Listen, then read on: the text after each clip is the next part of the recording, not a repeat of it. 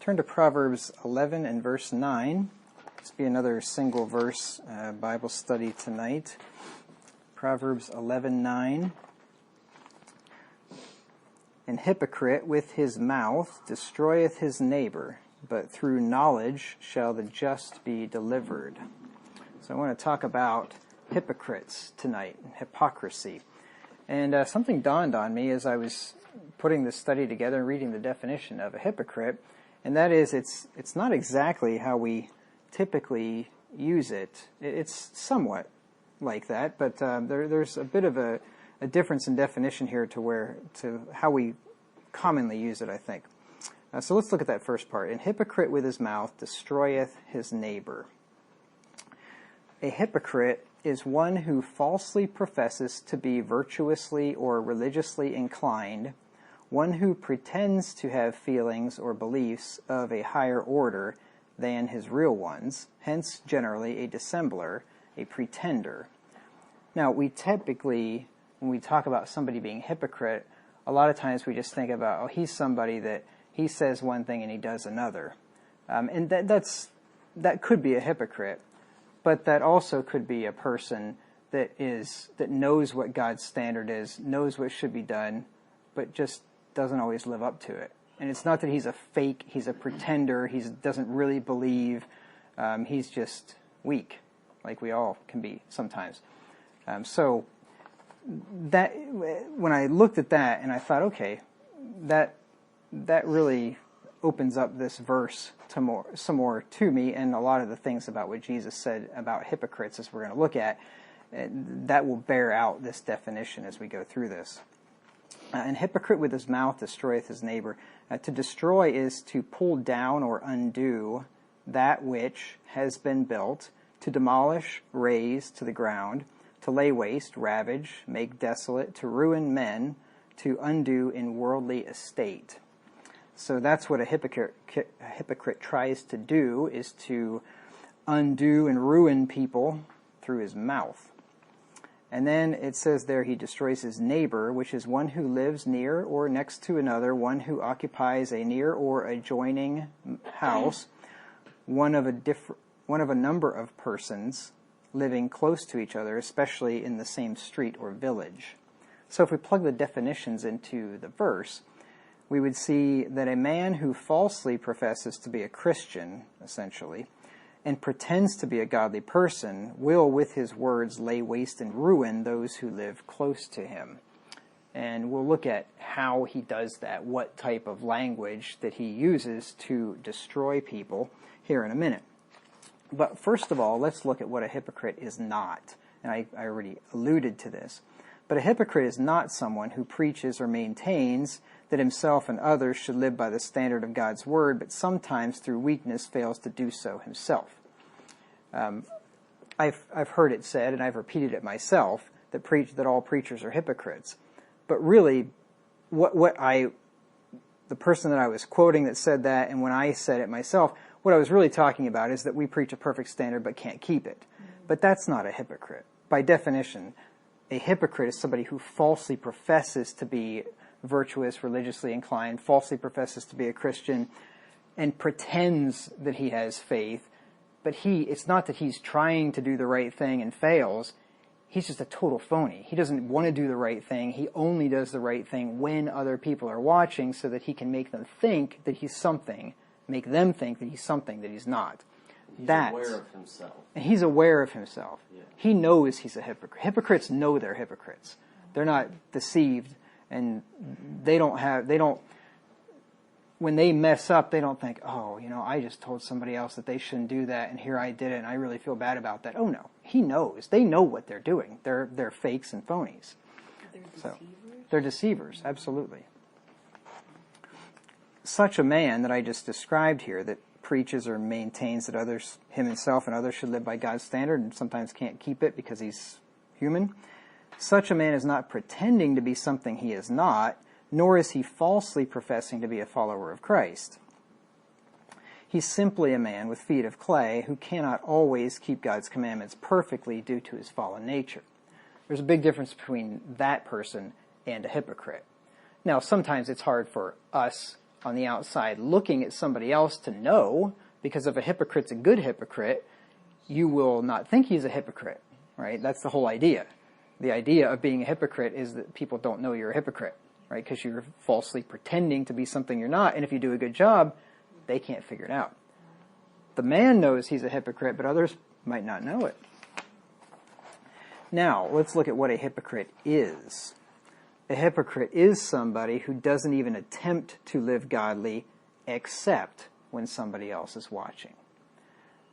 He doesn't even care. Religion is just, it's a means to an end for him. It's not about pleasing God. It's not about being godly. It's about what advantage it can get him in the community, in his professional life, in his appearance among other people. That's what religion is about for a hypocrite. He doesn't try and fail, but rather he doesn't try at all unless he's trying to impress others. That's the difference between a hypocrite and a Christian who can't always keep God's commandments the way he should. He knows he's a pretender, but lives in such a way to keep others from knowing it. Just like the Pharisees. The Pharisees were not deceived. They were deceivers.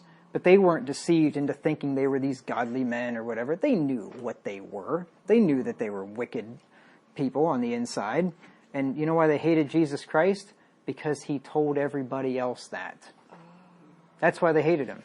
He exposed them for what they were. They weren't pricked in the heart and felt bad about what they had done. They were cut to the heart. They were angry. They hated him. That's because they were hypocrites. Pastor Wagner, why do I think about politicians when I think about hypocrites? Well, they are, yes. Yes, they many of them are. Absolutely. I think every president we've ever had was a Christian, quote unquote. Right? They all are. They all say, God bless America. They all pander, especially the ones on the right, pander to the religious right, to the Christian community. And sadly, most believers are simple enough to believe them and think, oh, but he said, God bless America. He must be a godly man. But he said that this is a Christian nation or something. He must be a godly man. I mean, Donald Trump, great example of a hypocrite, if you ask me. It's totally obvious. But he's not a good hypocrite. He doesn't even hide it very well, using the Lord's name in vain and saying he doesn't ask for forgiveness and thanking somebody for saying he's the king of Israel and the second coming of God and all those things. And he didn't even pretend. It's just people that are blind, apparently, that or don't know that stuff, one of the two, that think that this man's some kind of a godly man. But anyway. A hypocrite puts on a pious appearance to cover his inner wickedness. Let's turn to Matthew chapter 23. We're going to spend quite a bit of time in Matthew 23 because this is the chapter where Jesus berates the Pharisees, and the number one characteristic of a Pharisee is hypocrisy. That's what he said. Beware of the Pharisees. Beware of the leaven of the Pharisees, which is hypocrisy. This was their fundamental characteristic. Matthew 23, 25 through 28. So they put on a pious appearance to hide their inner wickedness. Woe unto you, scribes and Pharisees, hypocrites! For ye make clean the outside of the cup and of the platter, but within are full of extortion and excess. Thou blind Pharisee, cleanse first that which is within the cup and platter, that the outside of them may be clean also. Woe unto you, scribes and Pharisees, hypocrites! For ye are like unto whited sepulchres. That's a grave, an above-ground grave, which indeed appear beautiful outward, because they paint them white, they look nice on the outside, but within are full of dead men's bones and of all uncleanness. Even so ye also outwardly appear righteous unto men, but within ye are full of hypocrisy and iniquity. Like I said, these weren't children of God who were just having the struggle with sin that children of God have, and the spirit lusting against the flesh and the flesh against the spirit. No. These are children of the devil, wicked people, evil on the inside, but professing religion to hide their iniquity and to make people think that they're something that they're not so that they could get the praise of men. See, hypocrites say what others should do, but intentionally don't do it themselves. And this is the thing. This is the difference between a Christian that struggles and a hypocrite. A Christian that struggles will tell himself and others what they should do based on what the Bible says, and then maybe slip up and not do it. A hypocrite will tell other people what they should do and intentionally, knowingly doesn't do it and couldn't care less unless somebody else is watching. That's the difference between a Christian and a hypocrite. Matthew 23, 2 through 4. Saying, this is our Lord Jesus speaking here, the scribes and the Pharisees sit in Moses' seat. All therefore, whatsoever they bid you observe, that observe and do, but do not ye after their works. For they say, and do not. For they bind heavy burdens and grievous to be borne, and lay them on men's shoulders, but they themselves will not move them with one of their fingers. See, they're not even trying. They come up with all these rules and all these laws, and you have to wash your hands before you eat, and you got to wash the pots and the cups, and you got to do all this stuff. And when nobody's around, they're not washing their hands. They're not washing the pots and the cups. They're not doing anything, right? They're just telling others what they need to do. These men are hypocrites. Remember what Jesus said there in verse 13. But woe unto you, scribes and Pharisees, hypocrites! For you shut up the kingdom of heaven against men, for you neither go in yourselves, neither suffer ye that are entering to go in. So everything he says here about these Pharisees, either in Matthew 23 or any place where he's talking about the Pharisees, just remember, he's talking about hypocrites. Hypocrites do everything that they do to be seen of men. Matthew 23, 5. But all their works, not just some of them, all their works they do for to be seen of men, for they make broad their phylacteries and enlarge the borders of their garments. So everything that they did was for a show. Their clothing, their speech, their demeanor, their prayers. We'll look at a lot of that stuff. Everything that they did was for show. They wanted to maintain a certain appearance among the public. And they did a good job because they had a lot of people bamboozled, a lot of people fooled. Now, there are a lot of preachers out there that are hypocrites. There's tons of them, right? But what I was referring to earlier was not that. But there are plenty of preachers that stand in pulpits that preach, tell people what to do, and behind the scenes are living a completely double life. And it eventually comes out. A lot of them, they are exposed. Unfortunately, some of them are exposed. Like see some of these televangelist types, they're exposed, and then they just go right back in and just keep preaching, and people keep sending them money. It's amazing. And some of these faith healers have been, they've like hidden cameras and things and devices that can pick up on wireless communication. They would, I forget which one it was, but years ago, they could pick up on the people at the front door when people are coming in, talking to the preacher, telling him, hey, this guy's got a whatever, this guy's got cancer, this guy's got this. So then the preacher stands up there and says, the Lord's telling me somebody's got cancer.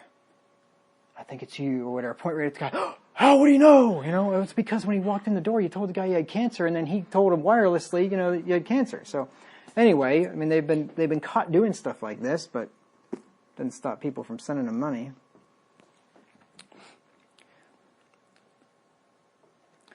These types here, the Pharisees, they go to church for the sole purpose of appearing to be godly.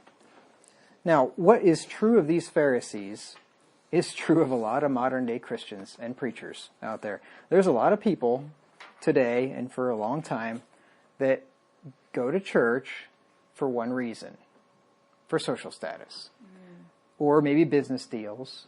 But it's a good thing. If you're, especially in a small community, it's a good thing. If it's a conservative community, you better go to church. You want everybody to know that you're a churchgoer, because they're going to think this is a good guy. We can trust this guy. We can do business with this guy, right?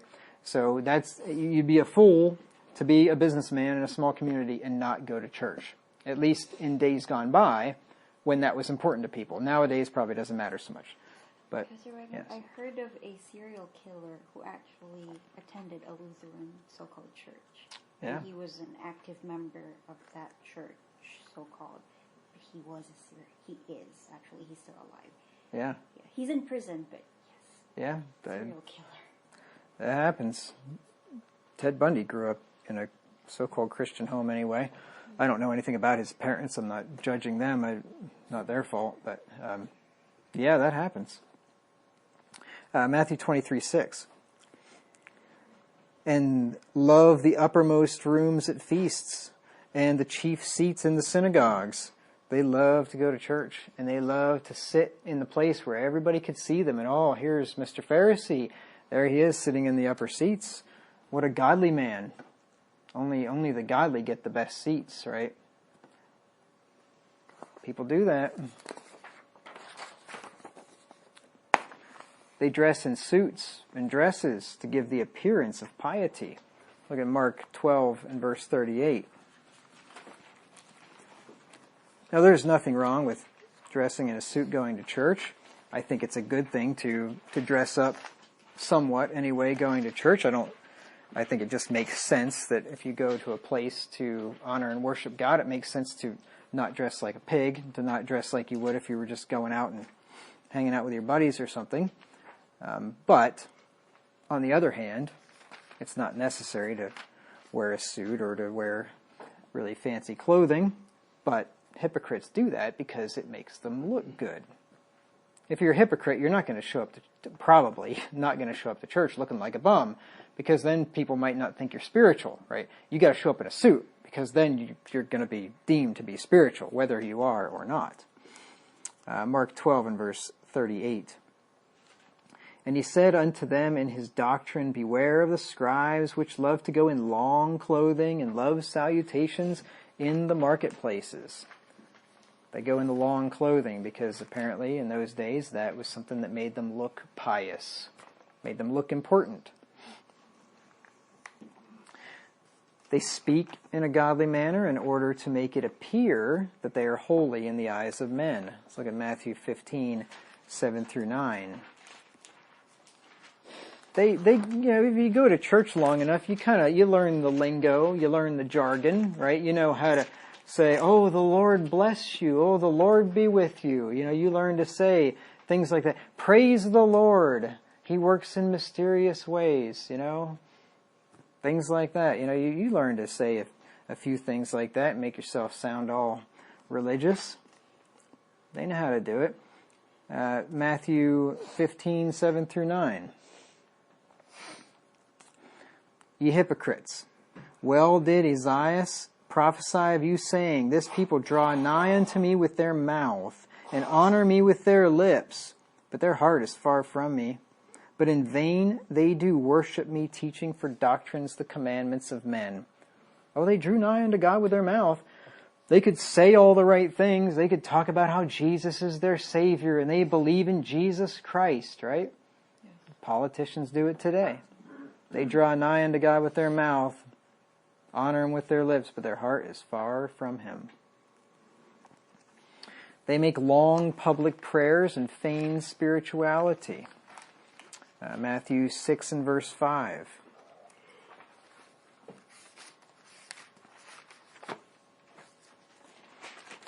Matthew 6 and verse 5. And when thou prayest, this is Jesus speaking again, thou shalt not be as the hypocrites are, for they love to pray standing in the synagogues and in the corners of the streets, that they may be seen of men. Verily I say unto you, they have their reward. God rewards the wicked and the righteous. They've got their reward. It's coming to them. But do they go home in their bedroom or some quiet, private place and pray to God there? Of course not. Why would you do that? They don't want to pray. They want to pray in public, out loud, so that everybody can see them and hear them. That's why they do it. To be seen of men, as Jesus said. Matthew 23 and verse 14.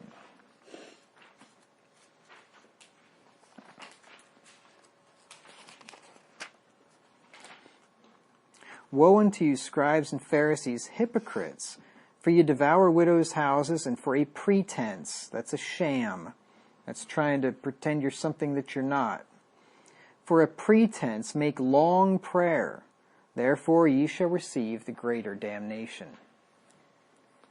I mean, they figure the longer you pray, the more pious you must be. So you make these long prayers. Now, there's nothing wrong with long prayers. Jesus prayed all night to God, to his Father. Nothing wrong with that. It's why you're doing it. Why are you making the long prayer? Is it to impress people? Or is it because you have a lot to be thankful for, or a lot of things to ask God, or a lot of things to seek him on? You know, it all comes down to the motive. Hypocrites give to the church, and they make sure everybody else knows that they do, to give the impression that they're godly and generous. Once again, you know, giving to the Lord is a good thing, but why are you giving to the Lord? Right? You may as well forget about it. If you're giving to the Lord so that others can see that you give to the Lord and impress other people, then don't do it. God's not going to be happy with that at all. It all comes down to the motive. Matthew 6 and verse 2.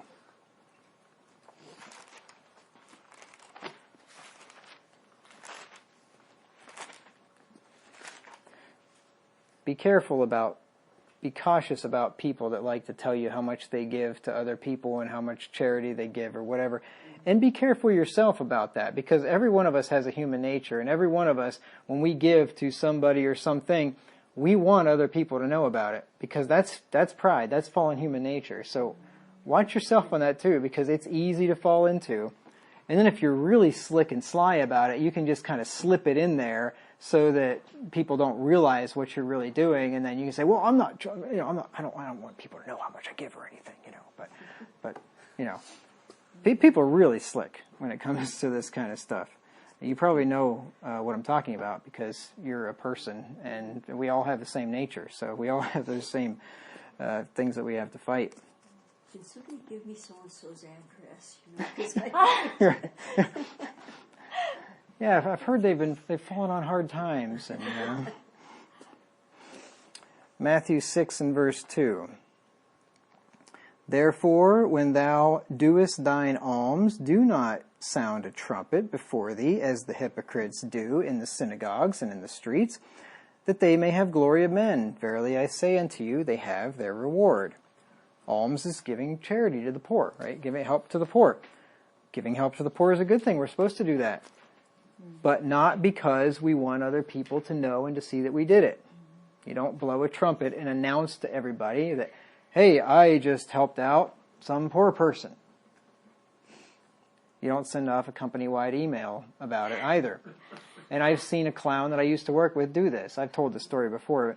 They were raising money for the United Way or something. It's funny, all these people at work, you know, they give $100 to the United Way or something, and they're they walk around with 2 broken arms for the next 6 weeks because they patted themselves on the back so hard, and they think it's such a big deal. It's like, yeah, okay, $100, and that's probably the grand total that you've given for the last year or so, and you really think you've done something.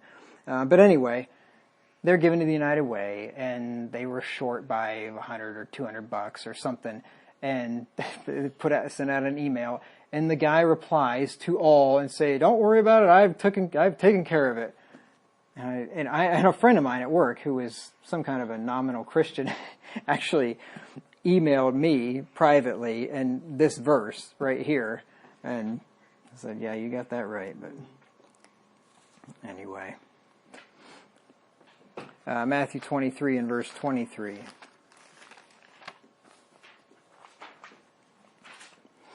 Matthew 23:23. Woe unto you, scribes and Pharisees, hypocrites! For ye pay tithe of mint and anise and cumin, and have omitted the weightier matters of the law, judgment, mercy, and faith.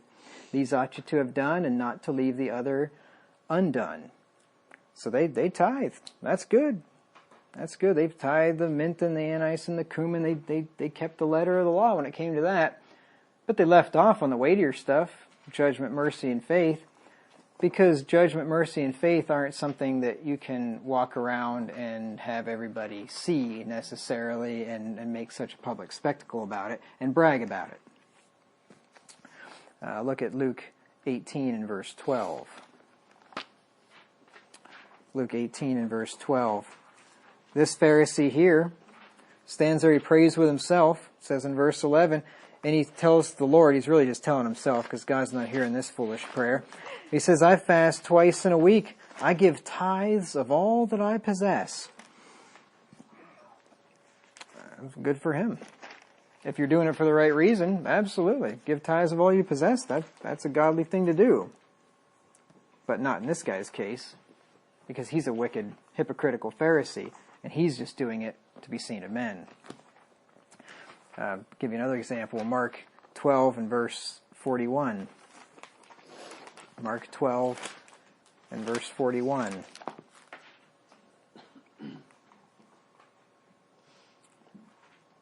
And Jesus sat over against the treasury and beheld how the people cast money into the treasury.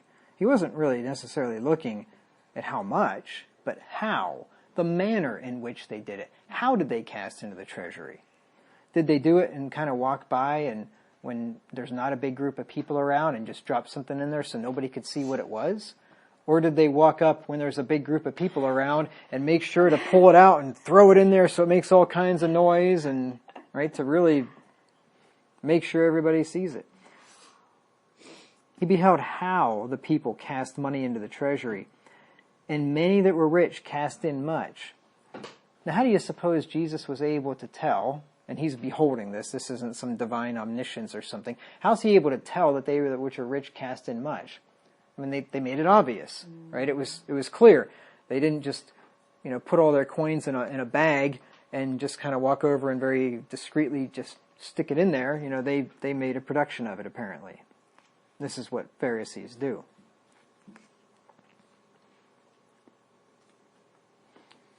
As a pretense of godliness, they fast and disfigure their faces so that all will know that they're fasting. Matthew 6 and verse 16. So here's something to remember. When you're fasting, and you should do that periodically. When you're fasting, number one, you don't need to tell people you're fasting. And unless, I've had situations like when somebody called me up and wanted to take me out for dinner for a celebratory thing on the day that I was fasting. And there was no way to say, I just don't feel like it because, you're not going to not just feel like to go out to a nice restaurant that somebody else is paying for, right? And I'm like, well, I'm sorry, I'm fasting. Which was really to my chagrin because I really wanted to go out and eat with them. But anyway, I couldn't. So anyway, I tell you that example just to say, in a case like that, you could tell somebody you're fasting because you almost have to, or they're going to wonder what's going on. But in general, you don't need to tell people. And you definitely don't need to walk around with this doleful look on your face, like you're just about half dead and just waiting for somebody to say, whoa, you don't look very good. Oh, I know, it's because I haven't eaten all day. I've been fasting for the Lord. And you're not supposed to do that. Matthew 6 and verse 16. Moreover, when ye fast, be not as the hypocrites of a sad countenance, for they disfigure their faces, that they may appear unto men to fast. Verily I say unto you, they have their reward. When you're fasting, suck it up and fake it till you make it. So people don't know you're fasting, right? You don't walk around and trying to look all emaciated and have everybody know just how much pain you're in. God knows, and that's all that matters. Okay, now, so I've talked a lot about hypocrites, but let's get back to the verse, really, where it says, a hypocrite with his mouth destroyeth his neighbor. So what types of speech does a hypocrite use to destroy his neighbor? Let's look at that. And there's different ways in which they do this, one of which is that they gnash on the righteous with their teeth and plot to destroy them. I've got a few verses here for you. In Psalm 35, 16 through 17. Psalm 35, 16 through 17. This is a Psalm of David. He knew a lot about being the target, the victim of hypocrites. And he says, with hypocritical mockers and feasts, they gnashed upon me with their teeth. In feasts. So they're all feasting together. Instead of eating food with their teeth, they're gnashing on David. They're backbiting him. They're whispering against him. They're just saying all kinds of nasty things about him. Lord, how long wilt thou look on? Rescue my soul from their destructions. Remember, the hypocrite with his mouth destroyeth his neighbor, my darling from the lions. So yes, they destroy people by gnashing on them with their teeth. And that means, to gnash means to strike together or grind the teeth, especially from rage or anguish. Also with against, on, or upon, like gnashed on or gnashed upon. Said also of the teeth. So they literally or figuratively grind the teeth together. It's really mad. They're just in a rage against this person and saying all kinds of horrible things about him to try to ruin his life. Let's look at Job 16 and verse 9. Job 16 and verse 9. Let's see.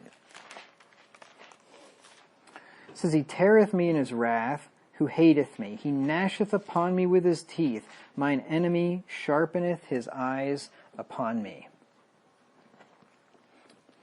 Psalm 37 and verse 12.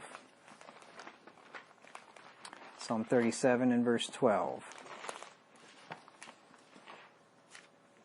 Just going to read these are all pretty similar, so I don't have a lot to say about each one. The wicked plotteth against the just and gnasheth upon him with his teeth, trying to destroy him through verbal assaults. And then, of course, we have Stephen. When Stephen was stoned by the Jews that he offended by telling them the truth, it says they gnashed on him with their teeth. Acts 7 and verse 54. When they heard these things, they were cut to the heart, and they gnashed on him with their teeth. There's a difference. You'll notice this in Scripture. The righteous are pricked in their hearts. The wicked are cut to their hearts. They didn't want to hear what he had to say, and they jumped all over him, and who knows what they said, but they had some fierce words for Stephen. These people's mouths are like swords and like knives that they use to cut people to pieces and devour them. Let's just look at a few verses here. Matthew 23 and verse 14. I'm going to put a few things together here. I think it makes pretty good sense. Matthew 23 and verse 14, which we've already read, but I'll just catch it again. He says, woe unto you, scribes and Pharisees, hypocrites, for ye devour widows' houses, and for a pretense make long prayer. Now they devour widows' houses. Now compare that with Proverbs 30 and verse 14. I think this is interesting. Now, of course, this, with the Pharisees, when it says that they devour the widows' houses, is speaking figuratively, that they consumed the widow's property, somehow took it away from her through fraud or convincing her to give it all to them or give it all to the Lord, so-called, or something like that. They could devour it that way, but look at what this says here. This is interesting. In Proverbs 30 and verse 14, it says, there is a generation whose teeth are as swords, and their jaw teeth as knives, to devour the poor from off the earth, and the needy from among men. So their teeth and their jaws are like swords and knives. They devour widows' houses.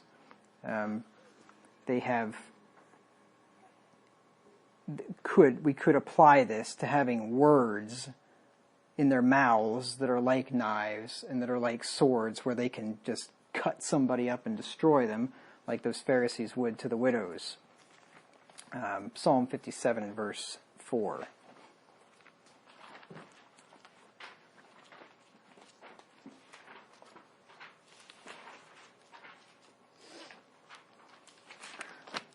Psalm 57 and verse 4. My soul is among lions, and I lie even among them that are set on fire, even the sons of men whose teeth are spears and arrows, and their tongue a sharp sword. Right, the tongue is the faculty of speech. Their tongue is like a sharp sword. It pierces. Their words are piercing. They're hurtful. Right, that's how a hypocrite can destroy his neighbor, by saying words that are very harmful to the person's, to his emotions, right? Because, I mean, they say sticks and stones will break your bones, but words will never hurt you, but that's not true. That's not true at all. Words can hurt a lot more than sticks and stones, that's for sure. Let's look at Proverbs 12 and verse 18, where it talks about those that speak like the piercing of a sword. Proverbs 12:18, there is that speaketh like the piercings of a sword, but the tongue of the wise is health. People that have just cutting words. You want to be really careful about that, because it's not just hypocrites that can use cutting words. We all can. And I think it was, I don't know if it was Winston Churchill. I can't remember who said it, but he said that there's always time to add a word, but never time to take one back. You can always say something extra if you really need to, and most of the time you'll choose not to because your better sense will prevail. But you can never take one back. And when you say hurtful things, usually people never forget that. They may forgive you, but it's always in the back of their mind somewhere that they always will remember that. So you always want to be really careful what you say. And that goes for all of us. Job 5 and verse 21, especially when you get mad. And it goes especially with your spouse. When you get mad at your spouse, you never want to intentionally say something to hurt your spouse, just to make them hurt, just to get back at them. You don't want to do that, because it's not going to be forgotten. Job 5 and verse 21. It says, thou shalt be hid from the scourge of the tongue, neither shalt thou be afraid of destruction when it cometh. So it's interesting here. You have the scourge of the tongue and destruction being spoken of here together. The hypocrite with his mouth destroyeth his neighbor. The scourge of the tongue, attacking somebody, verbally assaulting him, right? This is what the hypocrite does when nobody's around, of course, right? You don't do that. You don't do that in front of people because you're a hypocrite. But, you either do that to the person when there's nobody around to witness it, and then you can deny it and say that person's just lying because he's trying to bring down my godly character or something. Or you do it to other people about somebody else. And we'll talk about that here as well. Hypocrites devise deceitful matters against their neighbors. Psalm 35 and verse 20. So they can use their mouths for this purpose. They can come up with these schemes and then, of course, use their mouths to talk about their schemes and to put their schemes into place and get other people on their side. They can do that to destroy their neighbor. Psalm 35 and verse 20. It says, for they speak not peace, but they devise deceitful matters against them that are quiet in the land. Devising deceitful matters, and of course that's spoken in contrast to speaking peace, right? So they devise the deceitful matters, and then they're promulgating that by telling others about what they want to do. Psalm 52 and verse 2. It says, thy tongue deviseth mischiefs, like a sharp razor working deceitfully. See, the sharp razor is used to cut and to harm and to destroy, and it works deceitfully, which is exactly what a hypocrite is. To do something deceitfully is to make it appear like you're not doing what you're actually doing. You're doing it for ulterior reasons, but people don't know that. Another form of speech that hypocrites use to destroy is just good old-fashioned lies. Just tell lies about people to destroy them. 1 Timothy 4 and verse 2.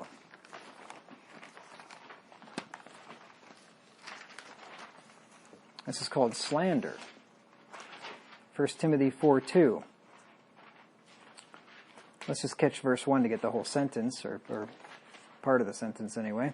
It says, "Now the Spirit speaketh expressly that in the latter times some shall depart from the faith, giving heed to seducing spirits and doctrines of devils, speaking lies in hypocrisy, having their conscience seared with a hot iron."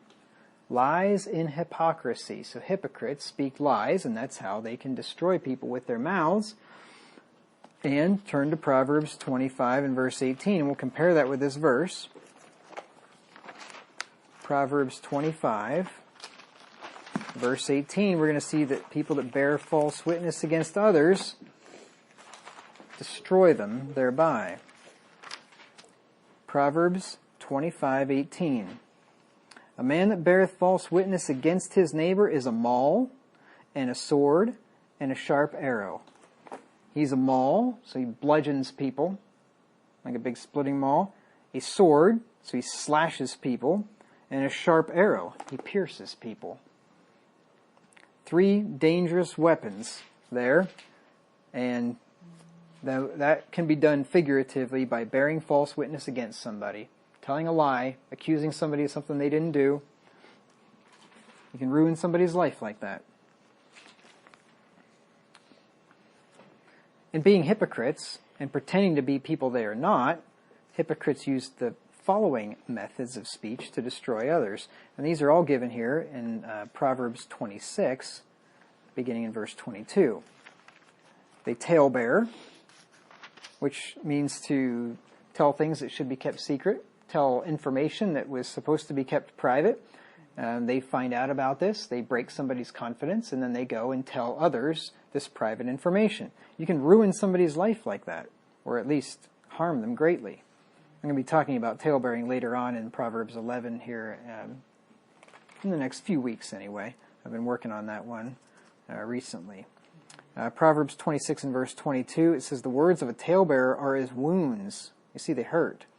"They go down into the innermost parts of the belly."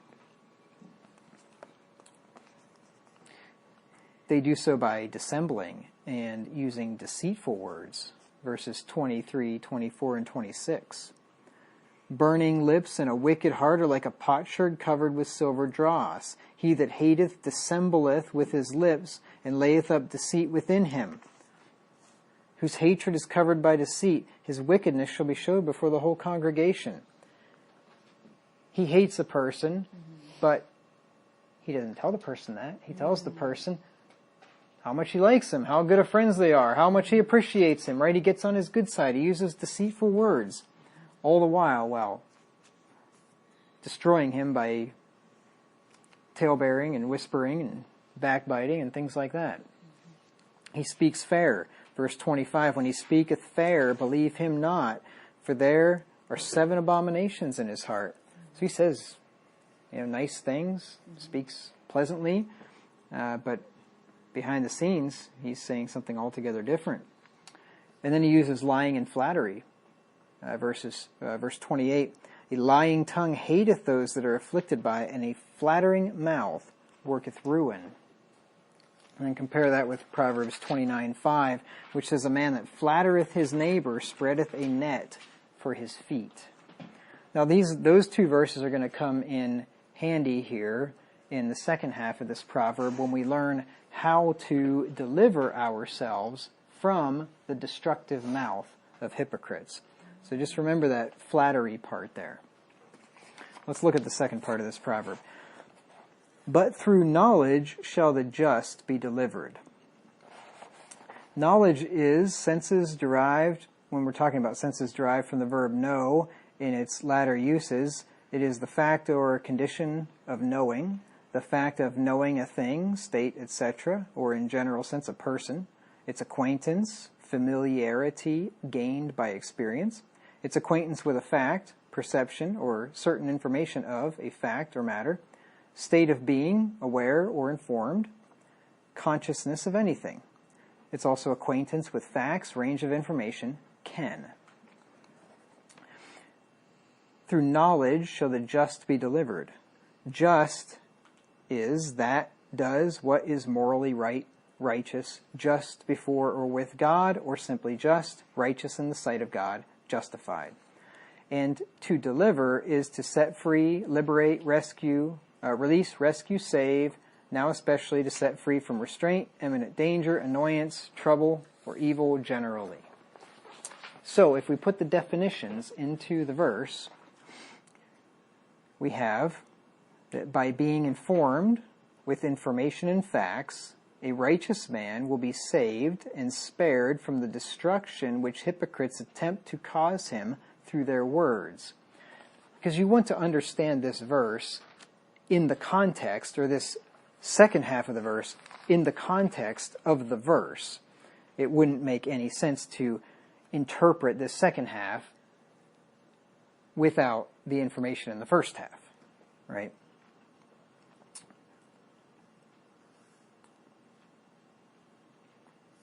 I was just looking for the verse again. And hypocrite with his mouth destroyeth his neighbor, but, contrasting conjunction, through knowledge shall the just be delivered. So we're not talking about just any old deliverance here from something. We're talking about being delivered from the destructive mouth of the hypocrite. And you can be delivered from that by knowledge. Knowledge is the key. As they say, knowledge is power. And what does it say in Hosea 4:6? My people are destroyed for lack of knowledge. You will be destroyed, including being destroyed by the mouth of a hypocrite, if you have a lack of knowledge and you don't know how to identify a hypocrite, to avoid a hypocrite, and to deal with a hypocrite. So it's important to have this knowledge. Did you say Hosea? Yes, Hosea 4:6. So knowledge obtained through the word of God will enable a just man to deliver himself from a hypocritical neighbor. Now, this includes knowledge of the following things. Number 1, knowing how to identify a hypocrite through discernment and wisdom. Proverbs 1 and verse 4. This is where the Proverbs come in very handy, because you will learn how to identify a hypocrite in the Proverbs and in the Bible in general.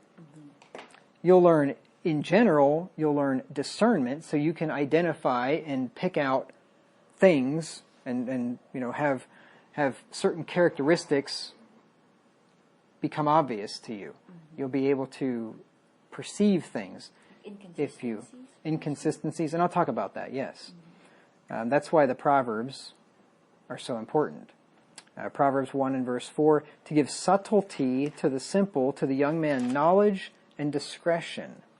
He can have discretion. He can make a difference between things. He can figure things out. He has subtlety. He can see fine distinctions in things. He can tell when something's not quite right, when somebody's too good to be true. That's one way you can identify a hypocrite, if he's too good to be true. You put in practice the things you read here in the Proverbs, and you'll learn how to identify a hypocrite through discernment. Proverbs 2, 6 through 15. It says, for the Lord giveth wisdom, out of his mouth cometh knowledge and understanding. He layeth up sound wisdom for the righteous. He is a buckler to them that walk uprightly. He keepeth the paths of judgment, and preserveth the way of his saints. Then shalt thou understand righteousness and judgment and equity, yea, every good path. When wisdom entereth into thine heart, and knowledge is pleasant unto thy soul, discretion shall preserve thee, understanding shall keep thee, to deliver thee from the way of the evil man. That's what a hypocrite is an evil man, only he's cloaking his evil with righteousness. He's trying to look like he's righteous, but he's an evil man. From the man that speaketh froward things.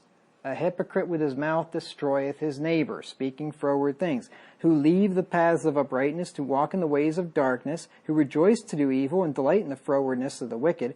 This is a hypocrite by definition. He rejoices to do evil. When he's around other people, he tries to make it look like he rejoices in good.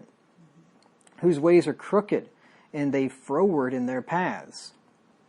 So when wisdom enters into your heart, you will be able to identify and avoid wicked people, like these hypocrites that we've been talking about here tonight. And that's the next thing. Knowledge will give you the ability to know how to avoid hypocrites once they have been identified. Romans 16, 17 through 18.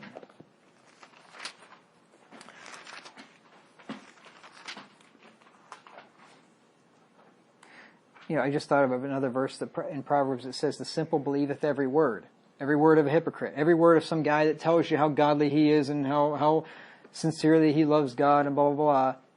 The hypocrite, the simple believes every word, but the prudent man looketh well to his going. He doesn't believe everything somebody tells him. He pays attention. He listens to what the guy says. He compares that with what he's heard before. He tries to figure out if this guy is really too good to be true. Because people that appear to be too good to be true, like I said, oftentimes are. Romans 16:17-18. Now I beseech you, brethren, mark them which cause divisions and offenses contrary to the doctrine which ye have learned, and avoid them. For they that are such serve not our Lord Jesus Christ, but their own belly, and by good words and fair speeches deceive the hearts of the simple. That's exactly what hypocrites do. Good words and fair speeches. And the simple can't figure it out. The simple just think, he's a wonderful Christian man. I mean, look at it. He's so generous. He told me he gives 20% of his income to the Lord. He's so generous, and he gives to the poor, and he dresses so nicely. He honors God when he comes to church in that suit. He's just such a godly man. He always is saying godly sounding things. He's always talking about how much he loves the Lord. The simple believe every word. They hear the good words and the fair speeches, and they can't see through that. They can't see that this guy's a fake.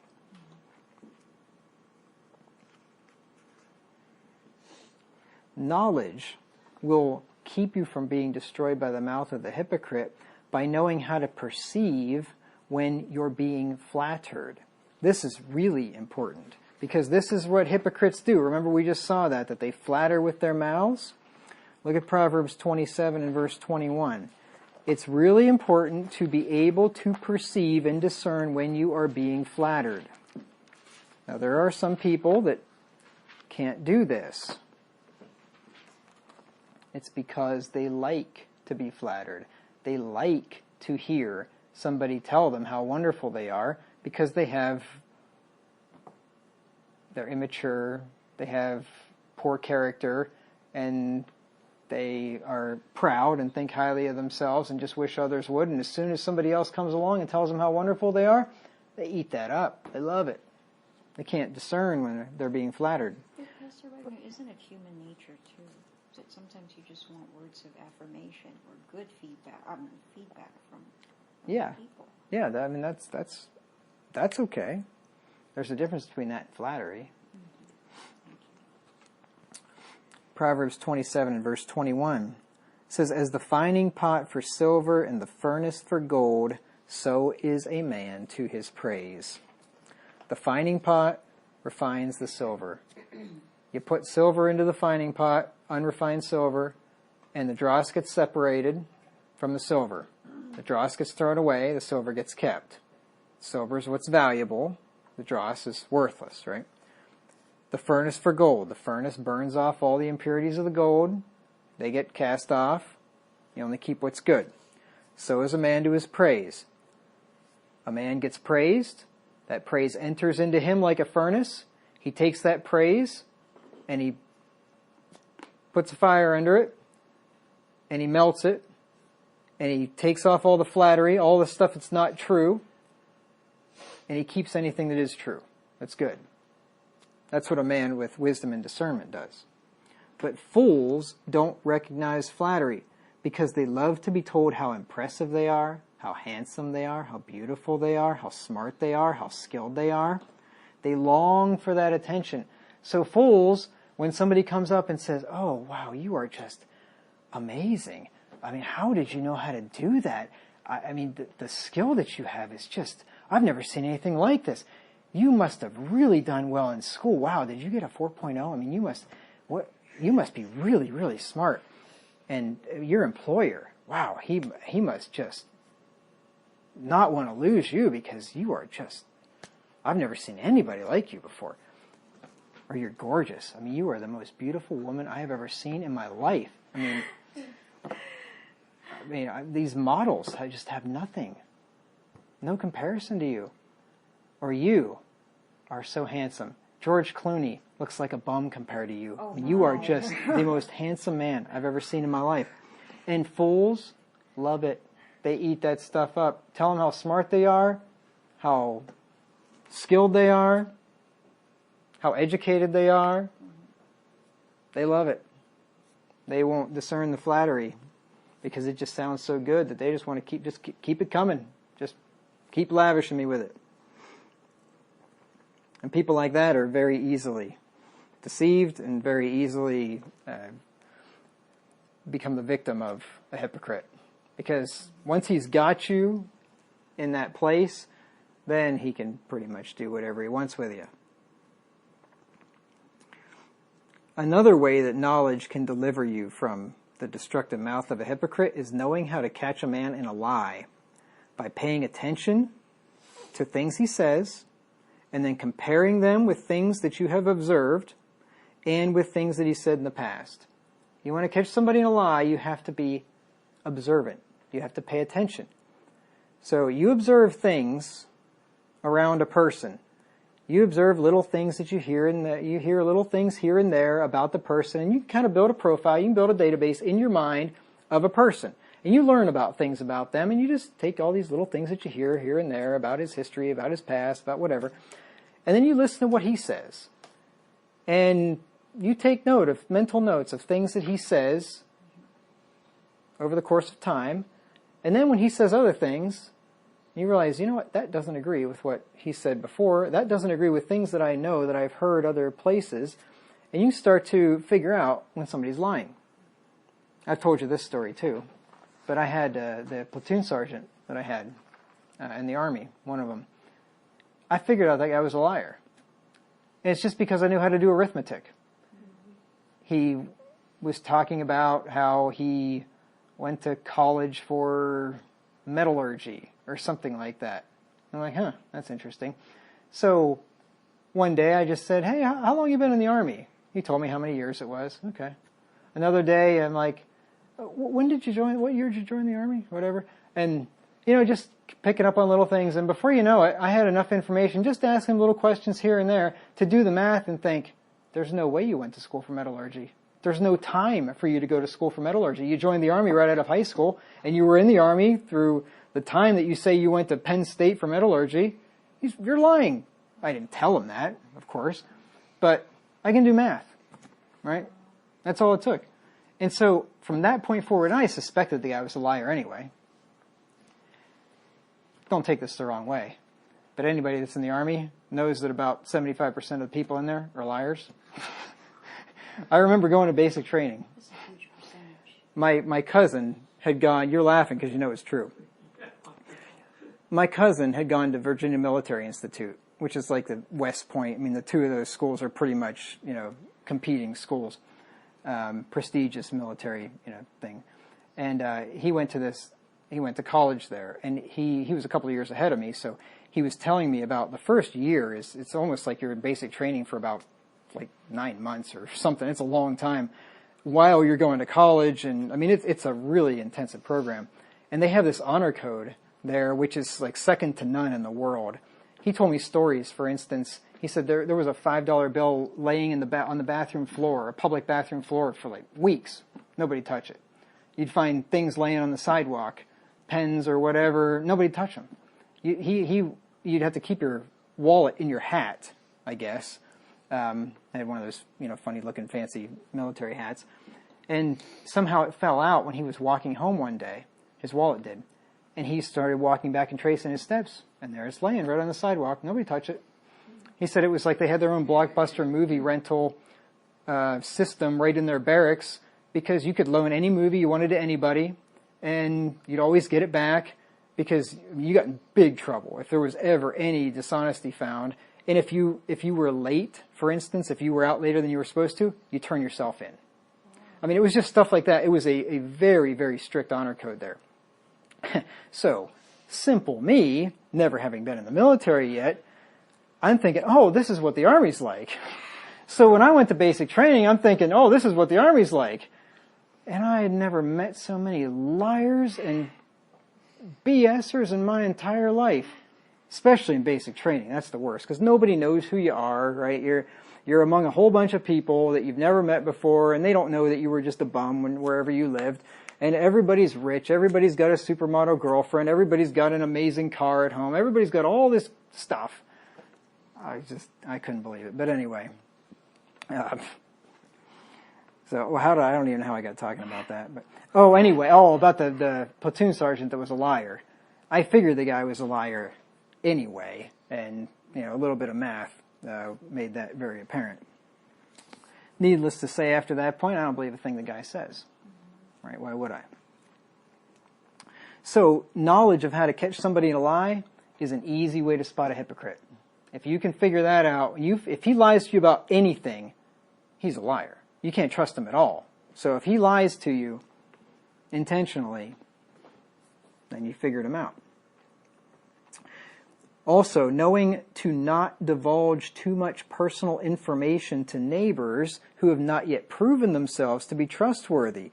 This is a way to deliver yourself from the destructive mouth of a hypocrite. Proverbs 17, 27 through 28. Proverbs 17, 27 through 28. It says, He that hath knowledge spareth his words, and a man of understanding is of an excellent spirit. Even a fool, when he holdeth his peace, is counted wise, and he that shutteth his lips is esteemed a man of understanding. So a wise man knows when to keep his mouth shut.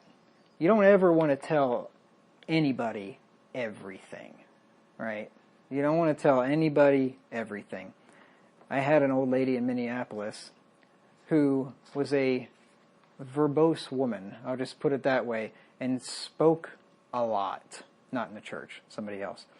And she told me, never tell anybody everything, or something like that. And I thought, well, physician, heal thyself. But anyway, it was good advice.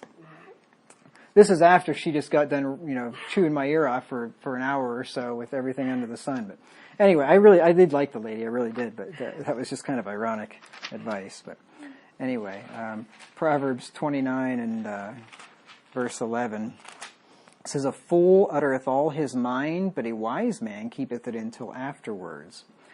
So the last thing you want to do is if you move into a neighborhood and you don't know any of the neighbors very well, and the first neighbor you meet, and you just spill all the beans and tell them everything about you, it's not a good idea, right? Because you don't know what kind of a guy this is. He may be that neighbor that's the hypocrite that destroys with his mouth, and you just gave him a ton of ammunition, and then he can go out and spread throughout the neighborhood, air all your dirty laundry or whatever. You want to, before you open yourself up to somebody, you make sure that person is trustworthy. And then still be cautious what you tell them. Another way that knowledge can deliver you from the mouth of the hypocrite is knowing how to shut the mouths of gainsayers with sound doctrine. Titus 1, 9 through 11. Titus 1, 9 through 11.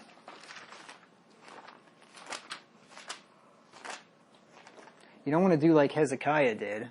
You remember when the king of Babylon came over and he opened up the treasury and showed him all of his wealth and all of his riches?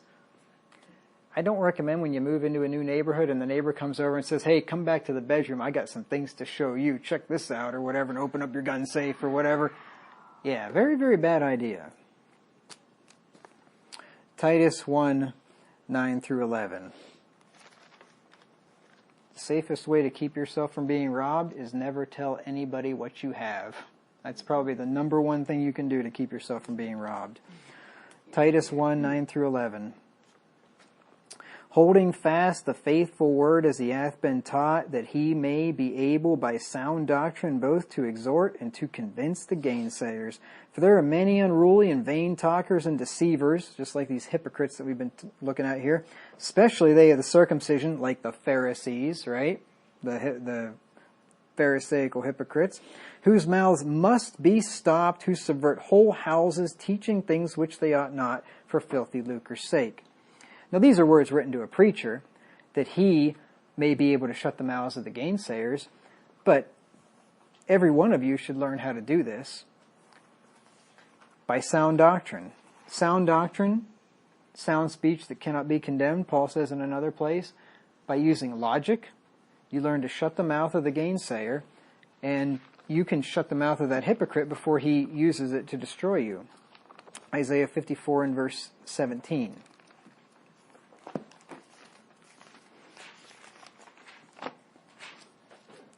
Because hypocrites and people like that, especially people that are fakes and phonies, they like easy targets. And when they find somebody that's not an easy target, they'll move on.